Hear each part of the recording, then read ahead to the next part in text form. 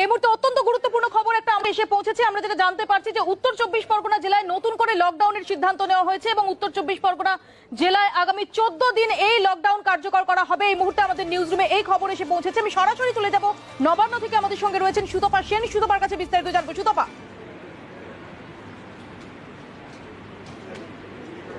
মৌপিয়া, তুমি জানো কলকাতা এবং উত্তর 24 পরগনা এই দুটো জেলা কিন্তু গত এক মাস ধরেই অত্যন্ত কপালে ভাঁজ ফেলছিল প্রশাসনের, কারণ প্রত্যেক দিন এই দুটো জেলাতে 200-র বেশি করে মানুষ আক্রান্ত হচ্ছিলেন করোনাতে এবং স্বাভাবিকভাবেই রাজ্য সরকার খুবই উদ্বিগ্ন ছিলেন এবং বারবারই খোঁজ খবর নেওয়া হচ্ছিল যে ঠিক কেন এতটা বাড়ছে।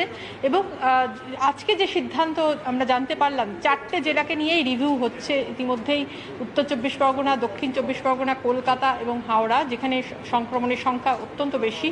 তার মধ্যে উত্তর 24 পরগনার ডিএম তিনি কিছুক্ষণ আগেই একটি নির্দেশিকা জারি করে জানিয়ে দিলেন যে আগামী 14 দিনের জন্য লকডাউন আবার নতুন করে শুরু হচ্ছে। কিভাবে কি হচ্ছে সেটা আমি একটুখানি বলে দেওয়ার চেষ্টা করব। যেরকম আমরা প্রথম দিকে দেখেছিলাম যে সমস্ত শপিং মলগুলো বন্ধ করে দেওয়া হয়েছিল এবং শুধুমাত্র স্ট্যান্ড অ্যালোন দোকান খোলা হয়েছিল এবং সেগুলো হচ্ছে যেগুলো জরুরি ভিত্তিতে যে সমস্ত জিনিসপত্র বিক্রি হয়, অর্থাৎ ওষুধ, খাবার দাবার সামগ্রী, এই সমস্ত। নতুন করে আবার সেই পর্যায়ে ফিরে যাওয়া হলো, অর্থাৎ সমস্ত মার্কেট কমপ্লেক্স বন্ধ করে দেওয়ার সিদ্ধান্ত নেওয়া হলো এবং শুধুমাত্র স্ট্যান্ড অ্যালোন দোকান খোলা থাকবে। অন্যদিকে সরকারি অফিস সহ ব্যাংকে সে সমস্ত জায়গাতে যে সিদ্ধান্ত নেওয়া হলো যে মাত্র 20% কর্মী, তুমি জানো যে 70% কর্মী নিয়ে কাজ হচ্ছিল, সেখানে 20% কর্মী নিয়ে কাজ করা হবে, অর্থাৎ কমিয়ে দেওয়া হলো এই কর্মীদের আসার সংখ্যা।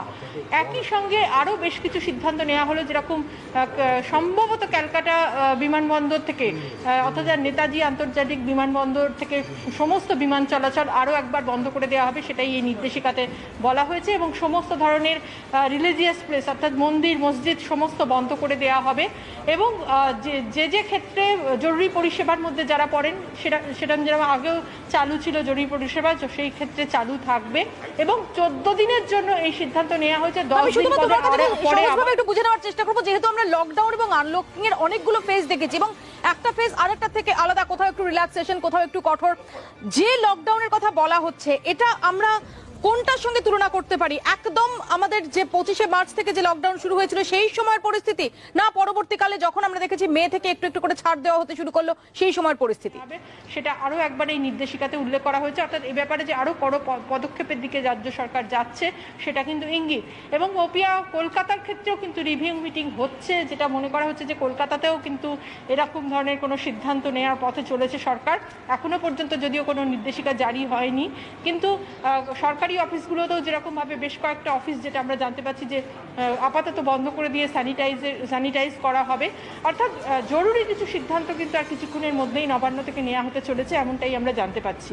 সুতপা, ধন্যবাদ। সুতপা সেন আমাদের সঙ্গে এতক্ষণ সরাসরি ছিলেন নবান্ন থেকে। আরো একবার আপনাদের জানিয়ে রাখি, উত্তর 24 পরগনায় আরো একবার লকডাউন, আগামী 14 দিন লকডাউন কার্যকর থাকবে আর এমনটাই জানা যাচ্ছে জেলা শাসকের যে তরফ থেকে যে বিজ্ঞপ্তি জারি করা হয়েছে। এর পাশাপাশি কলকাতা শহরেও আরো আঁটোসাঁটো করা হতে পারে এরকম ইঙ্গিত পাওয়া যাচ্ছে। কিছুক্ষণ পরেই নবান্ন থেকে এই সম্পর্কে আরো নির্দিষ্ট ভাবে আলোকপাত করা যেতে পারে, এরকমটাই এখনো অবধি আমরা জানতে পারছি। সমস্ত বাজার বন্ধ থাকবে উত্তর 24 পরগনায়, বন্ধ থাকবে পরিবহন ব্যবস্থা। উত্তর 24 পরগনায় আরো একবার নতুন করে লকডাউন।